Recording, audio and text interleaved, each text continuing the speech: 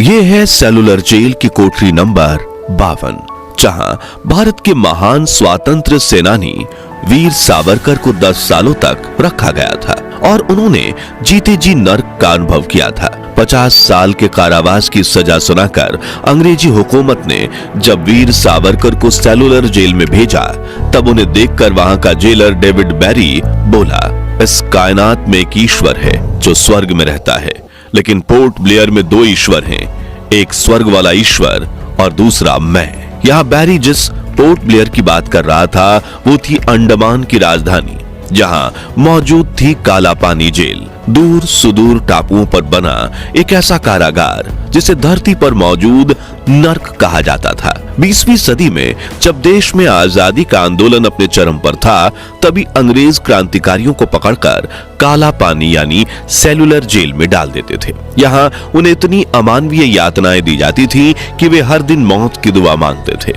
लेकिन विडंबना यह थी कि जो कैदी मरना चाहते थे उन्हें तड़पा तड़पा कर जिंदा रखा जाता था और जो जिंदा रहना चाहते थे उन्हें तिल तिल कर मारा जाता था। कहा जाता है कि आजादी की लड़ाई के दौरान करीब 80,000 कैदियों को काला पानी जेल भेजा गया था। इनमें से केवल 30,000 कैदी ही जिंदा लौट पाए। बाकी 50,000 कैदियों का क्या हुआ, यह आज भी एक गहरा रहस्य बना हुआ है। यहाँ अंग्रेजी हुकूमत द्वारा कैदियों को कठपुतली की तरह अपनी उंगलियों पर नचाया जाता, दिन भर उनसे कठोर मेहनत करवाई जाती और जो कैदी काम पर ना जा पाए उसे कोड़ों से पीट पीट कर मरने के लिए छोड़ दिया जाता। लेकिन कैसी थी काला पानी में कैदियों की दिनचर्या? अंग्रेजों ने इस जेल का निर्माण समुद्र के बीचों बीच मौजूद सुदूर टापू पर क्यों किया? इस खौफनाक जेल को काला पानी क्यों कहा गया और कैसे काला पानी जेल में कैद एक कैदी ने भारत में ब्रिटिश हुकूमत के वायसराय लॉर्ड मेयो को मौत के घाट उतार दिया था? जानने से पहले हर भारतीय वीडियो को लाइक करके कमेंट बॉक्स में जय हिंद जरूर लिखें। सन 1850 अंग्रेजों ने हिंदुस्तान के बड़े हिस्से को गुलामी की बेड़ियों में बांध रखा था। उस दौर में आजादी के लिए उठने वाली हर आवाज को दबा दिया जाता था और आवाज उठाने वाले को यातनाएं दी जाती थी। लेकिन 1857 में अंग्रेजों के खिलाफ एक बड़ी आवाज उठी।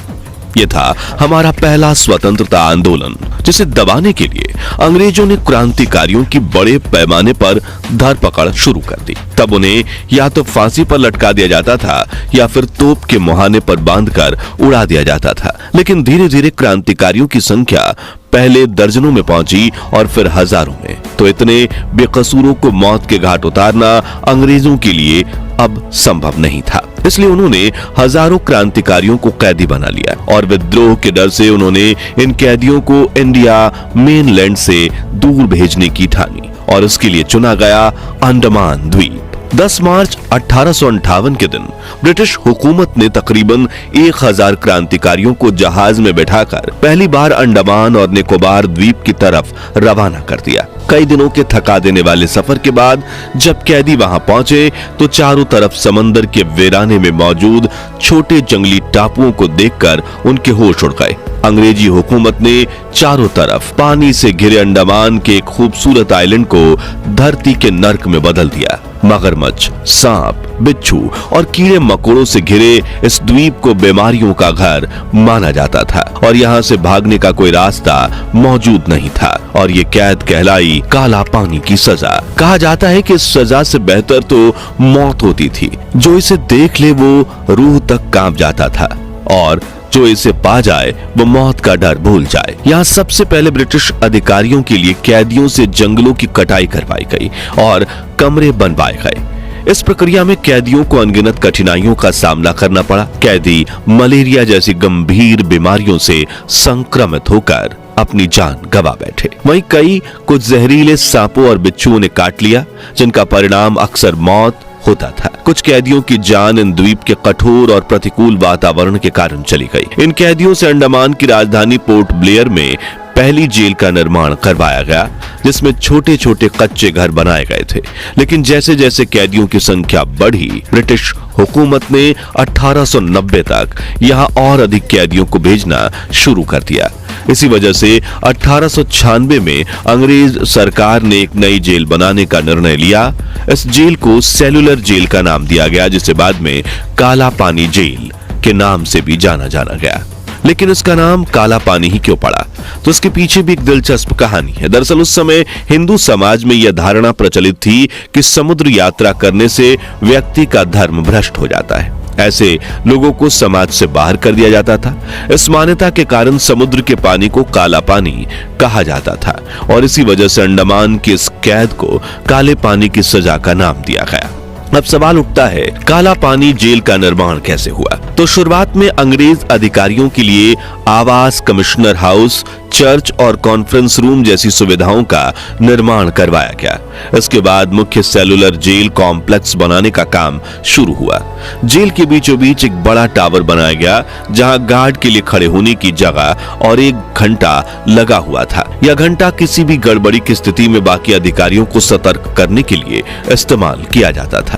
इसके बाद टावर के बाहर की ओर 7 इमारतों का निर्माण हुआ जिन्हें विंग्स कहा गया। हर विंग 3 मंजिल की थी जिसमें कुल 696 सेल बनाए गए। इन्हीं सेल्स की वजह से इसे सेल्युलर जेल का नाम दिया गया। ये सेल खास तौर पर इस तरह डिजाइन किए गए थे कि कोई कैदी दूसरे से संपर्क न कर सके और किसी स्वतंत्रता आंदोलन की योजना न बना पाए। हर विंग का मुख दूसरी विंग की दीवार की तरफ था। करीब 15 गुना 9 फीट के इन सेल्स में 9 फीट की ऊंचाई पर खिड़कियां लगाई गई थी ताकि हवा और रोशनी अंदर आ सके। अब आप सोचेंगे कितनी ऊंचाई तो कैदी जेल से भाग सकते थे ना? तो इसका जवाब है नहीं, बल्कि मगरमच्छों से भरे समुद्र के बीच इस जेल की दीवार छोटी रखी जाती थी ताकि लोग बाहर निकलने की कोशिश करें और दूर दूर तक पानी देखकर वापस आ जाएं और गुलामी की बेबसी को जीते रहें। यहाँ से भाग पाना मुश्किल ही नहीं, नामुमकिन था। मगर फिर भी अगर कोई कैदी भागने की कोशिश करता तो उसे पकड़कर बाकी कैदियों के सामने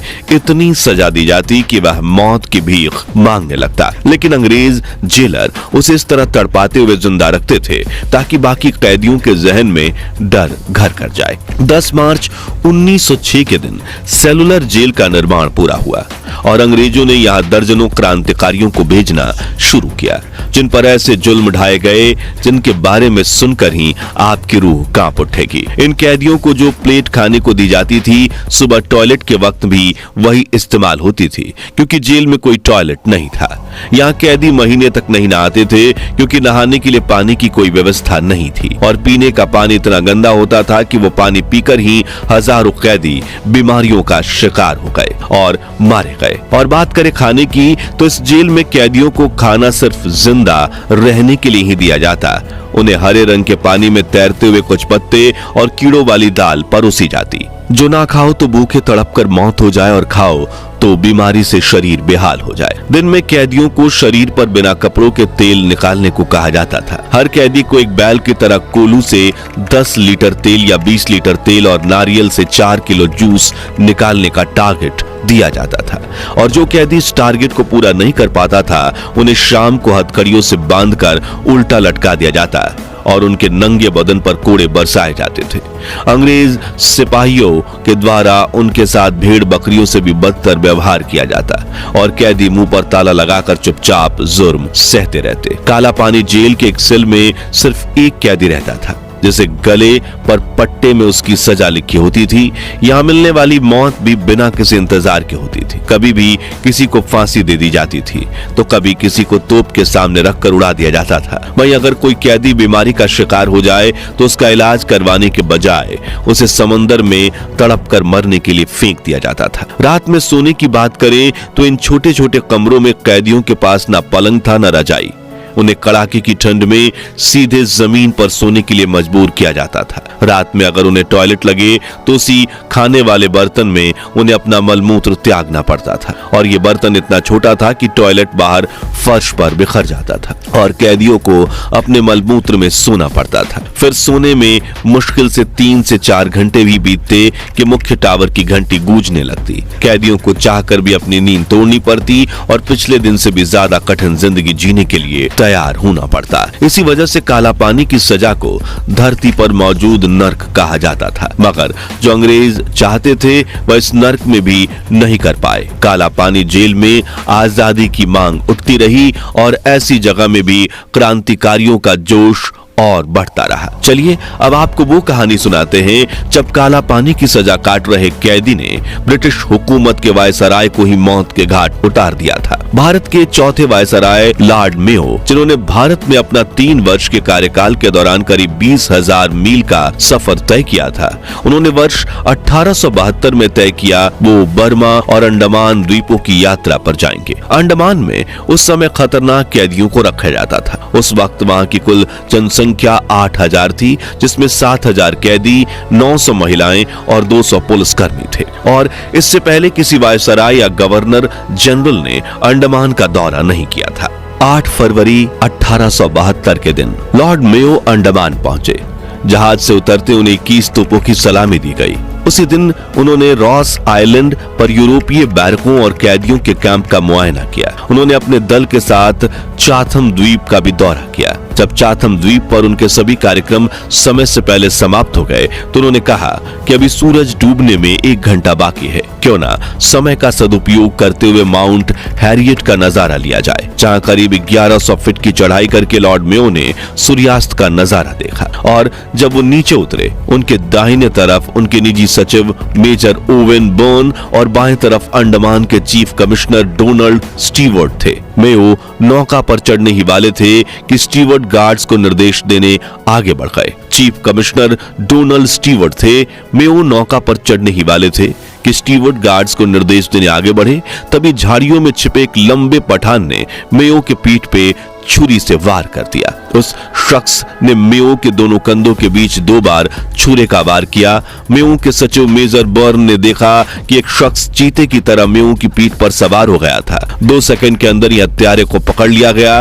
देखते ही देखते उनकी कोट खून से लाल हो गई। उनके साथियों ने घाव पर रुमाल से दबाव डालकर खून रोकने की कोशिश की और इलाज के लिए जहाज पर ले जाने लगे।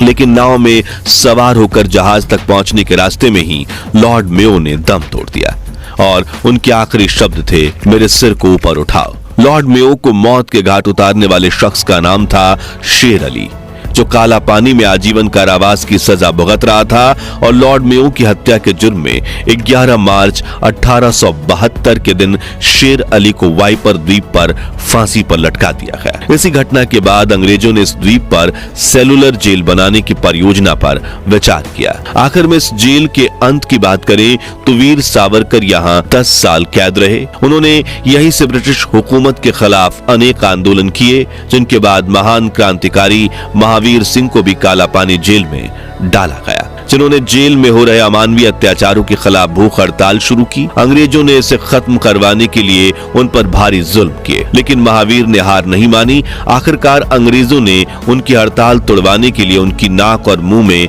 पाइप के जरिए जबरदस्ती दूध डालने की कोशिश की।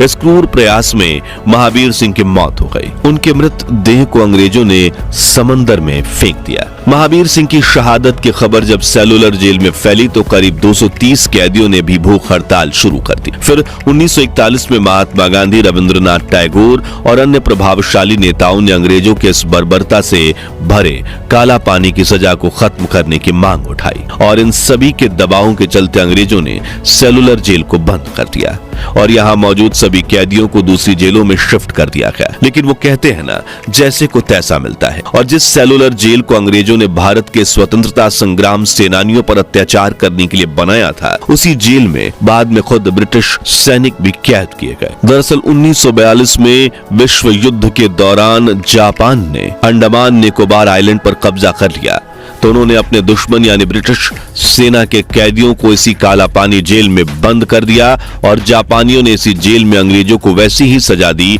जैसे अंग्रेज बाकी भारतीयों को देते थे। तो आज के लिए बस इतना ही। स्वतंत्रता के आंदोलन में वीर सावरकर समेत लाखों क्रांतिकारी, जिन्हें सजा के नाम पर अंग्रेजों ने काला पानी जेल में तड़पाया, उनके बलिदान की याद में कमेंट बॉक्स में जय हिंद जय भारत जरूर लिखिए।